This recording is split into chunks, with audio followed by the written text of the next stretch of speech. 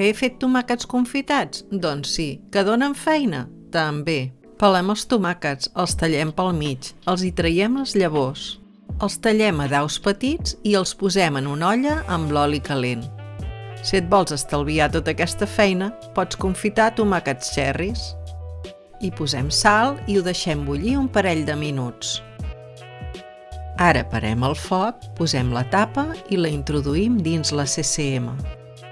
M'agrada fer-los així perquè no et deixa la cuina tota esquitxada i queda un tomàquet fregit amb un sabor molt suau i natural.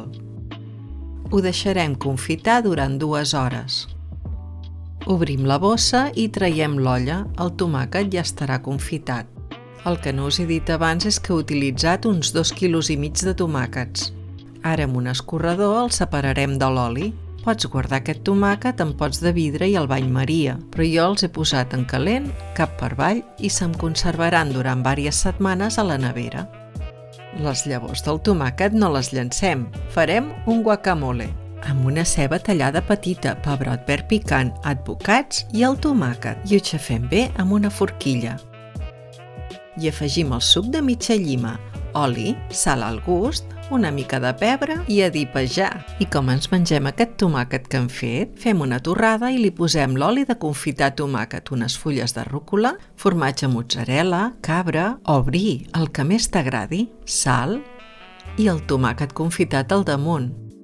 Aquesta i la propera recepta són suggerències de la meva amiga Eli, del restaurant Bistrot de Gandesa.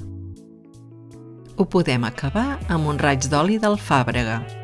Si us ha agradat aquesta, mireu aquesta altra. Fregim uns daus petits de tonyina fresca.